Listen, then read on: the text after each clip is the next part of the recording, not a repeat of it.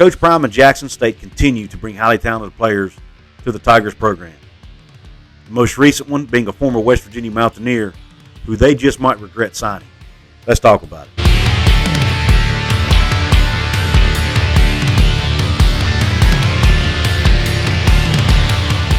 What is up, college sports fans, fellow members of Mountaineer Nation? This is Coos, and welcome in to another edition of Coos' Corner. So sit back, relax, and let me serve you up a shot of top-shelf college football content. What's on tap today is recruiting, the transfer portal, and a former Mountaineer who did not leave on the best of terms. So before I get into it, I ask that you please hit that red subscribe button if you like this kind of content. Please hit that red notification bell so you don't miss future videos. Also, if you like this specific video, I ask that you please hit that thumbs up button. And also, please leave a comment in the comment section. Let me know what you think about Jackson State landing this recruit. And please share this out with all of your college sports loving friends, because if you like this video, there's a good chance they will too. Now, who's the recruit I'm referring to?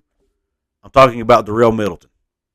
Darel Middleton was a 4-star recruit in the 2017 class coming out of high school, out of Oak Ridge, Tennessee. He's a 6'7", 305-pound, sixth-year senior now. He's 25 years old, has played for 4 schools, will have played for 4 schools in 6 years, and will have been committed to at least 5 schools in 6 years. And I'll get to that in a second.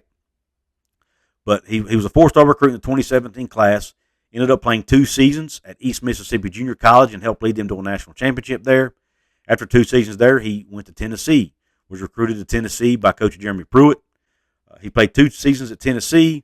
In those 2 seasons, he played in about 20 games, started 12 of those games, but he saw his production decline over the course of those 2 seasons. He had a total of 43 tackles, 3.5 tackles for loss, and 2 sacks in 2 seasons at Tennessee, which was not quite up to the expectations that the fan base and probably even the coaching staff had for him when he came there.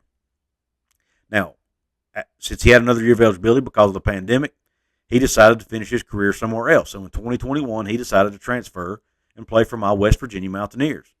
So he transfers to West Virginia 2021, saw very little playing time for the Mountaineers.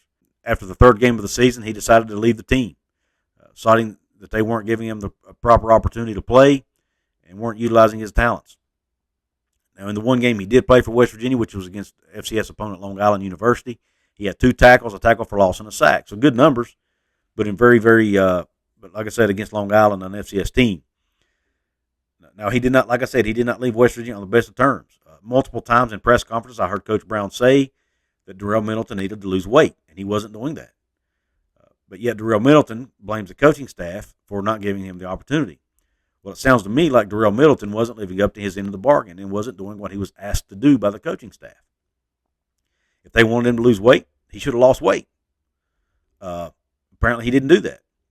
He got upset. He left, and that's understandable. Maybe West Virginia wasn't the best fit for him.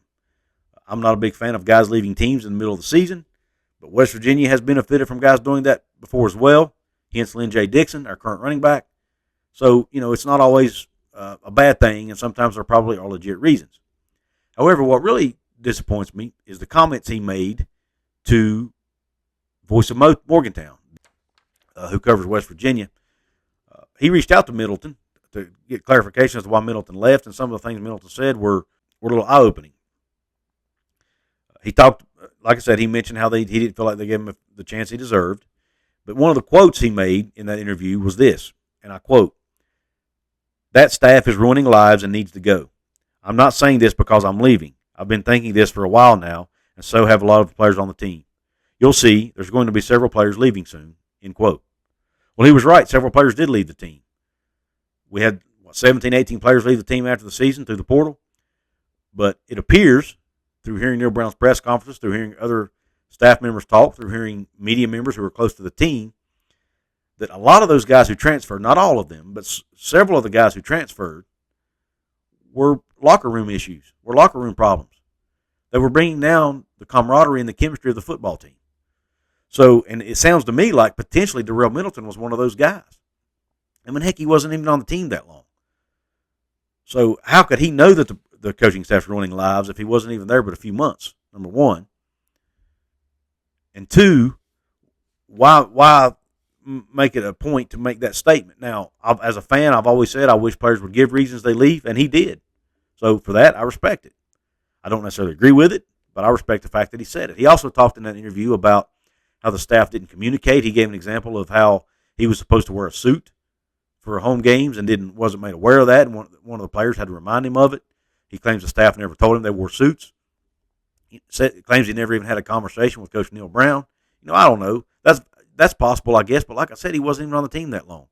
And there's over 100 guys on that team. I'm sure Coach Brown don't have detailed conversations with every player. 100 and some guys. There are position coaches, there are assistant coaches, there are coordinators that these guys are closer to than the head coach, I'm sure. But that being said, he did not leave West Virginia on the best of terms. Now, after he entered the portal, he ended up committing to Alabama A&M. He decommitted from them and has now decided to commit to Jackson State. So, number one, it sounds he leaves teams on bad terms. Sounds like he has trouble making up his mind where he wants to go and what he wants to do. And then at Tennessee, he got in some trouble at Tennessee. He got arrested one time in 2020 for domestic violence. Apparently, during an argument with another man, he shoved his girlfriend down to the ground not once but twice, and was also cited for public intoxication during that incident. Now, he admitted to the incident, claimed alcohol was the cause of it, claimed he was going to get help for that. So I applaud him for admitting his problem. I applaud him for standing up for it. Now the charges ended up getting dropped, but apparently he did admit to it happening. So this young man has had problems in the past, not only with legal problems, but he's had issues sticking to commitments, it seems like. And seems like he could potentially be a locker room issue. Now, I hope for Coach Prime's sake and the sake of Jackson State, I hope they're able to coach this young man up. I hope he's going to be more coachable for them, and I hope he works out for them. But from his past, maybe he's matured a lot. Maybe he's grown up through this whole process. As a 25-year-old man, maybe now he's mature enough to make better decisions, or maybe this ends up being the best decision for him, and he's able to go ball out at Jackson State. I hope he does. I wish nothing but good things for this young man. I don't ever want to see a young man go down the wrong path and make wrong decisions. So for his sake and for the sake of the Jackson State program, I wish him nothing but the best. But it does make me wonder, is this really a player that Jackson State wants? Now, for them being an HBCU and an FCS program, they probably don't have a whole lot to lose here. If the young man hits, he could be a star for them and make plays. If he misses, then he misses. Not that big a deal, right? They've got a lot of other talented players coming into the team, and he's only going to be there for 1 year. So if he does miss, it's not like he's going to be a long-term problem because he only has 1 year of eligibility remaining anyway. So that being said, guys, let me know in the comment section, what do you think about this commitment by Darel Middleton to Jackson State? And also, if you're a Mountaineers fan, let me know what you think about Darel Middleton and the way he left the Mountaineers. And if you're a Jackson State fan, let me know, what are your expectations of Darel Middleton? And are you happy with Jackson State getting this young man and getting him on the team? And do you think Coach Prime will be able to keep him in line?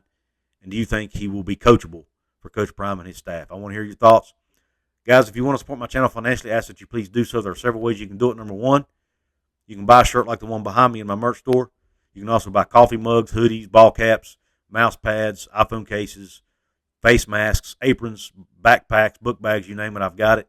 Link will be in the description box. Also, you can join Couz's Corner by hitting the join button right below this video, taking advantage of the perks I have to offer. There are links in the description box to Fanatics and Amazon where you can do your online shopping. There's a link to BetUS where you can do your online betting and online gambling. And with promo code JOIN125, you get a 125% bonus on your first bet. All that helps me out. If you can't do any of that and you want to just support me for free, you can do that in 4 ways. Like the video, share the video, comment under the video, and subscribe to this channel. All that's free. All of it helps me out. It'll all be much appreciated. I'm also appreciative of you tuning into this video. And until next time, Q Country Roads.